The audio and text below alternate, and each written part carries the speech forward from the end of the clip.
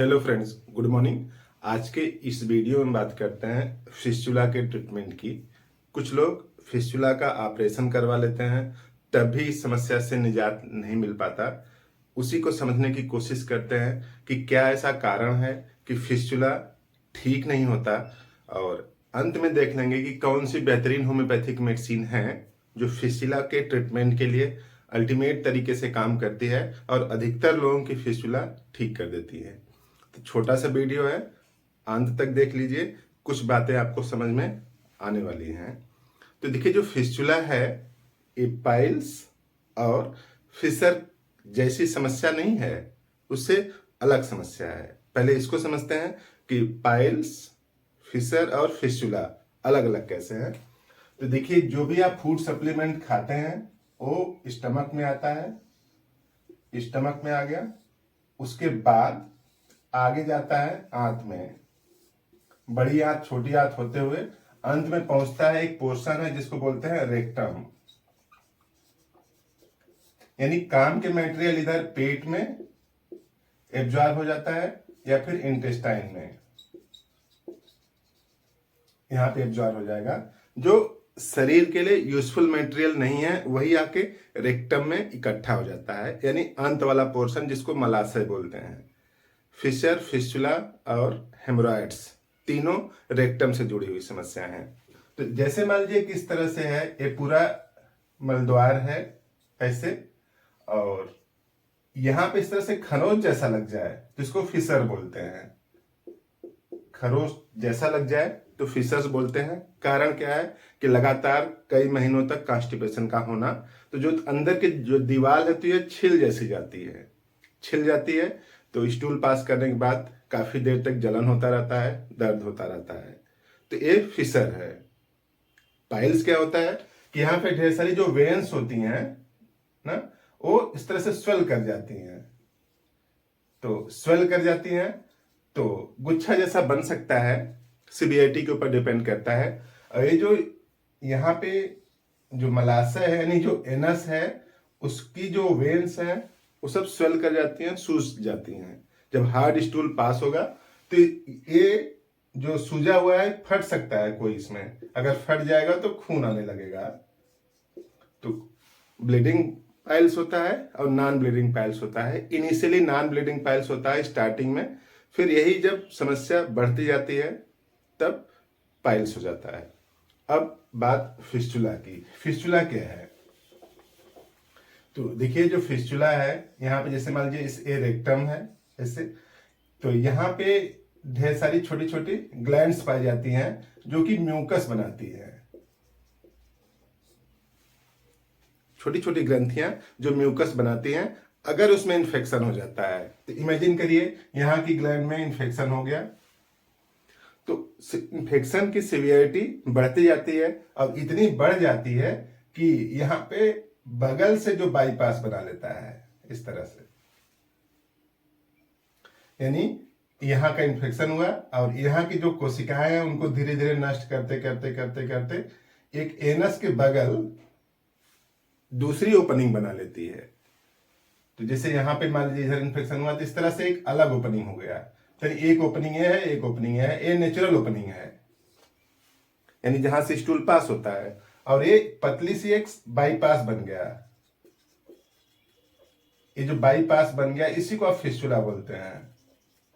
अब इसी जो बाईपास बन गया है, इसी में से स्टूल, म्यूकस रिस रिस कर बाहर आता रहता थोड़ा थोड़ा, और इसका ऑपरेशन हो जाने के बाद भी कई लोगों में देखा जाता है कि दोबारा हो जाता है या फिर वो ठीक से क्लोज नहीं होता है।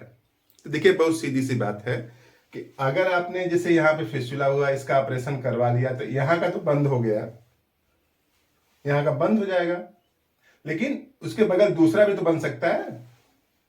तो एक ऑपरेशन करवाया, दूसरा बन गया, फिर कुछ टाइम बाद उसका भी ऑपरेशन आप करवा लिए, तीसरा बन जा रहा है। तो बार बार रिपीटेड टेंडेंसी है। ऐसा इसलिए है कि इसके अंदर जो है, ऐसा तो है नहीं कि एक ही म्यूकस ग्लैंड है। जैसे यहाँ पे अगेन है तो कई म्यूकस ग्लैंड है ना, ढेर सारी म्यूकस ग्लैंड है इस तरह से छोटी छोटी। तो इसका इन्फेक्शन हुआ तो यहाँ पे बन गया ऐसे, इसका इन्फेक्शन हुआ तो यहाँ पे बन गया। तो फिस्टुला बार बार बन सकता है। तो दिक्कत क्या है कि यहाँ पे जो बार बार इन्फेक्शन हो रहा है उसको खत्म किया जाए। फिस्टुला का कितना ऑपरेशन करवाएंगे, दुख देता रहेगा।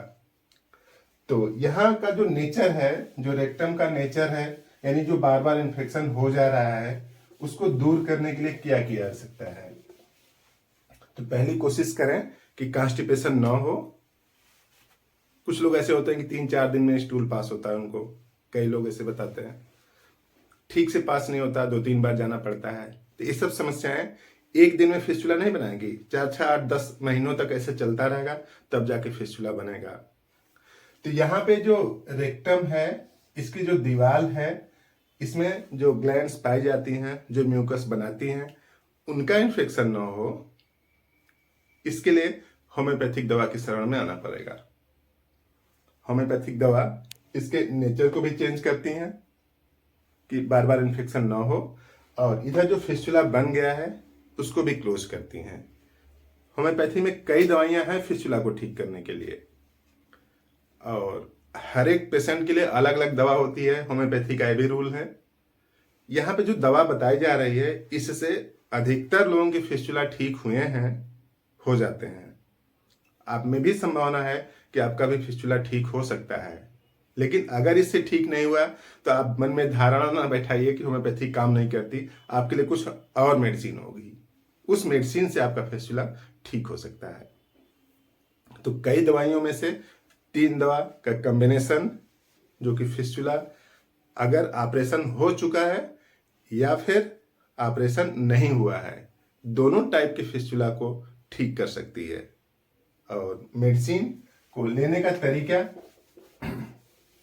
इस तरह से है, किसी भी होम्योपैथिक मेडिकल स्टोर पर मिल जाएगा। आप होम्योपैथिक मेडिकल स्टोर पर चले जाइए और इस मेडिसिन को ले लीजिए। कैसे यूज करना है देखिए यहाँ पे। तो पहली मेडिसिन है कैलकेरिया फास 3x, और दूसरी मेडिसिन है साइलिसिया 3x, और तीसरी मेडिसिन है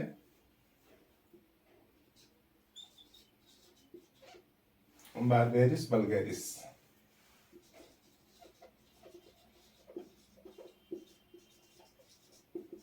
क्यों? तो ये 3 मेडिसिन है। अब कई लोग बोलेंगे कि ये बारबेरिस वल्गैरिस तो स्टोन की मेडिसिन है। भाई, होम्योपैथी में एक ही दवा कई बीमारियों को ठीक करती है। लोग जो धारणा बैठा लेते हैं कि स्टोन में काम करती है, लीवर पे काम करती है, ऐसा नहीं है। उसके अलावा भी उसका और अनगिनत फंक्शन है। मोटे तरीके से यूं समझ लीजिए कि जैसे आप इंजीनियर हैं तो बिल्डिंग बनाते हैं, पुल बनाते हैं। इसका मतलब ये नहीं कि कपड़े साफ नहीं कर सकते, कपड़े भी साफ कर लेते हैं, बाइक भी चला लेते हैं, कार भी चला लेते हैं। तो कहने का मतलब क्या है कि एक ही दवा के एक से दूसरे भी काम होते हैं। आप एलेंस की मेट्रिया में देखिए, उसमें लिखा है कि when fistula alternate with chest symptom, छाती के भी सिम्टम्स हैं और फिस्टुला भी है, दोनों एक दूसरे से अल्टरनेट कर रहे हैं। यानी छाती वाला सिम्टम्स ठीक होता है तो फिस्टुला हो जाता है, फिस्टुला ठीक होता है तो छाती वाला सिम्टम्स आ जाता है, चेस्ट सिम्टम्स आ जाते हैं। तो ये दिमाग से धारणा निकाल दीजिए कि होम्योपैथिक दवा किसी एक बीमारी के लिए स्पेसिफिक नहीं होती है, उसके साथ कई बीमारियों को ठीक कर सकती है। तो कैलकेरिया फास 6 3x, साइलिसिया 3x और बारबेरिस वल्गैरिस क्यू कैसे यूज करना है। तो देखिए टैबलेट आता है, तो इसका 4 टैबलेट जीभ पर सुबह शाम लीजिए, सुबह शाम। और इसका 4 टैबलेट जीभ पर दोपहर और रात। और इसका मदर टिंचर 15 बूंद हाफ कप पानी में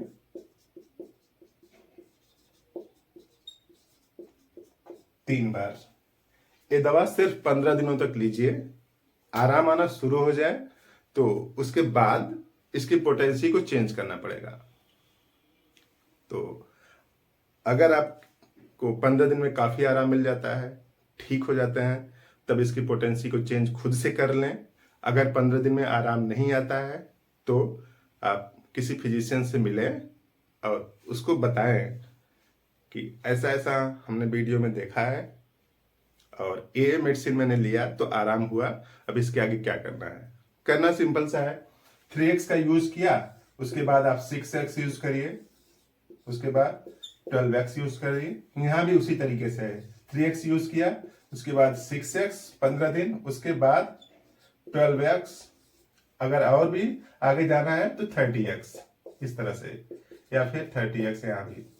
और इसका आपने क्यों लिया, क्यों से 30 जाइए, 30 से 200, इतने पर आते आते आपका फिस्टुला ठीक हो जाएगा और जो रेक्टम का नेचर है उसमें भी सुधार होगा और फिस्टुला बनने की टेंडेंसी कम हो जाएगी। तो इस तरह का बेहतरीन वीडियो आपने देखा, कुछ बात समझ में आई जरूर होगी, तो इस चैनल को लाइक सब्सक्राइब कर लीजिए, वीडियो को लाइक भी कर लें, अच्छा लगता है, और शेयर भी कर दें, किसी के फिस्टुला में आपकी वजह से आराम आ सकता है। तो आपने पूरा वीडियो देखा, थैंक यू।